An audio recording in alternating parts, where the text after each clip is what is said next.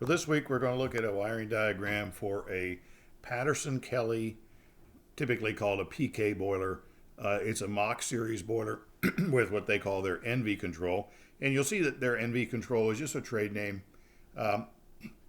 It is a Honeywell control. It is not the same control as what's used on the Clearfire boiler or the triple flex boiler that we've talked about in the past few weeks, but it has some similar terminology, so I'll point that out when we get to that. So when you click on this, you will see some of the manuals that I've put in for the MACH series boiler with the ENVI control, and we'll look at that. But here is a picture of the MACH series boiler, and I think it's important to look here and see where it says cast aluminum boiler. This was something, you see here the date 2003. So back in the early 2000s, that was something new, was cast aluminum sectional boilers. In the past, we'd always had cast iron sectional boilers, but now they were doing cast aluminum. Cast aluminum, it gives you better heat transfer, but it can also be used for condensing. You can actually have moisture, collecting to the side of the aluminum, dripping off of it, for a condensing boiler. That's what you do. And it's not going to damage the aluminum the way it would have the cast iron. So I don't know. The technology, cast aluminum boilers, I wasn't really a big fan of that. It is very particular when it comes to water treatment. So that's something to remember. But just so you got a little reference here, that's what the MACH series boiler would look like. Now they've got newer ones that may not look like this, but the one we're going to look at, or the one we're going to cover, is basically this boiler here. So let's go back. In fact, now that I've switched the page, you can see some of the MACH series boilers nowadays are instead of looking like a washing machine, it looks more like an upright type boiler instead of that. All right, back to the MACH 300 to 450. This is 300,000 BTU up to 450,000 BTU. And I'm going to have some questions about that on the quiz, because I think it's important that, these are limited in size to less than or right at about 500,000 BTU. 500,000 would be 500,000 BTU. These are up to 450. So we look at the IOM here. There's a cover page. I want us to go down to page 10. And as I'm scrolling, you can take a look up here where it says 10. Here is where it shows the electrical connections. TB1, low voltage, 24 volt. Terminal block right there. TB2 is high voltage, 120 volt. Terminal block right there. It gives you a little bit of explanation about the high voltage terminal block, TB2. You can connect a three-way valve, a domestic hot water pump, a circulating pump relay, damper relay, alarm relay, flame detected relay. And then on the low voltage terminal block, you've got enable, disable, external interlock, outdoor temperature sensors. A lot of things that you've seen on the Cleaver Brooks and on the triple flex boiler. The Modbus, I think you remember that Modbus is actually a communications interface. And cascading boilers, because this is only up to a 450,000 BTU boiler, if you needed 2 million BTU, maybe you would take 4 of these and put them all together, or 4 or 5 to get what you're looking for. On page 12 here, I wanted to stop and look at this, applicable codes and standards. And you see right here, NFPA 54 and ANSI Z223.1. Those are National Fuel Gas Code. Those are the ones that we primarily are concerned with when it comes to meeting a specific code for a gas-fired appliance. That's important information. With the bigger boilers, the Cleaver Brooks and the Bryan Triple Flex, you remember the term CSD1, that was an ASME standard. But on this, you don't see the ASME standard. It's actually NFPA and the ANSI, different agencies, but they do set the standards for this size and type of a boiler. So now I want to scroll down to page 30 and show you this is what the operator interface would look like. This is the display. Here's your button for menu, back, enter, up and down. Here's some indication if it's an alarm, flame detected, or whether it's enabled or disabled. Reset button if you want to reset a failure. You can see this is not a touchscreen display. This has buttons. It has some information on a LCD display here, but not necessarily a touchscreen display. Here where you see the parameters, it says CH settings. Now this is what I want to tell you is kind of common for Honeywell.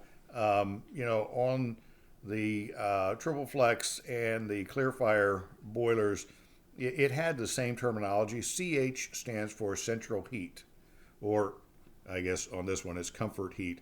But that is, a setting for what you're going to set the boiler water temperature at. And here it gives you your CH setting is 180 degrees. It gives you a range of what the possible setting can be. So we'll get into information about the specific ENVI controller, the ENVI. That is the trade name for PK on these particular boilers. Here's something I am going to put on the quiz because I think it's important, even though I'm primarily trying to get across to you how a wiring diagram is read and how to look at different things on a wiring diagram. But since we're covering the IOM for these particular boilers, I think it's important that you know things like this. This is the combustion exhaust settings or combustion readings. If you have a combustion analyzer, if you've seen somebody use a combustion analyzer before, they stick a probe in the stack and they're measuring the percentage of O2.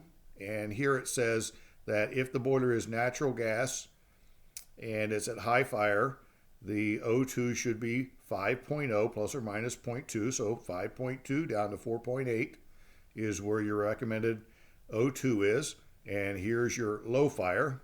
So it's 5.2 plus or minus 0.2. So 5.0 up to 5.4. One thing interesting about combustion analyzers, and I don't know that everybody knows this, I know this, that inside the combustion analyzer, it does not have a CO2 sensor. It only has an O2 sensor. And the CO2 is just a calculation of the O2. So when you see the number 5 for O2, you will always see the number of 9 for CO2 because that is the calculation that the O2 reading tells you the CO2 reading is. At 5.2, it's 8.8.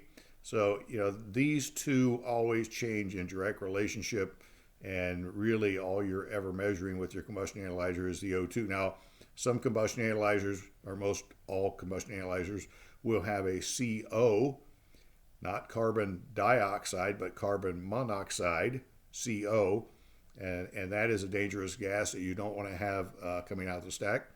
And then a lot of the combustion analyzers will have an NOx, which is a nitrites of oxygen. Some of them will also have that sensor. But primarily, it will fire on natural gas if the inlet pressure is at least 7 inches, and propane if the pressure is at least 11 inches.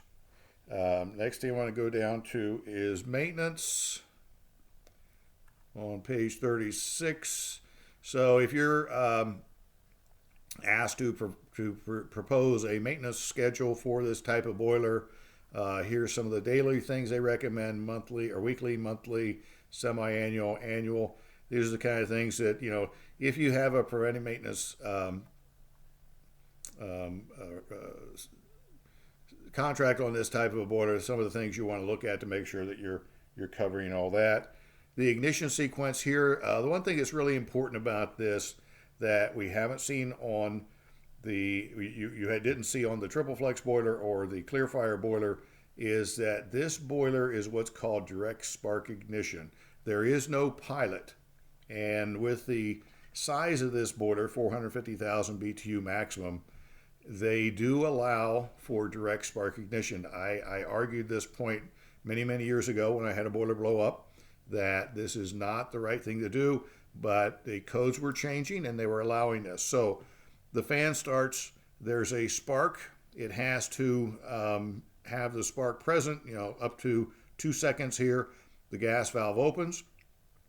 The spark will stop right here. Spark is only on for 5 seconds.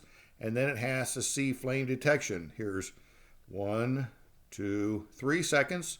If it doesn't see that flame within that first 3 seconds, then the gas valve shuts off and it locks out. But direct spark ignition of the gas, no pilot. Not my favorite.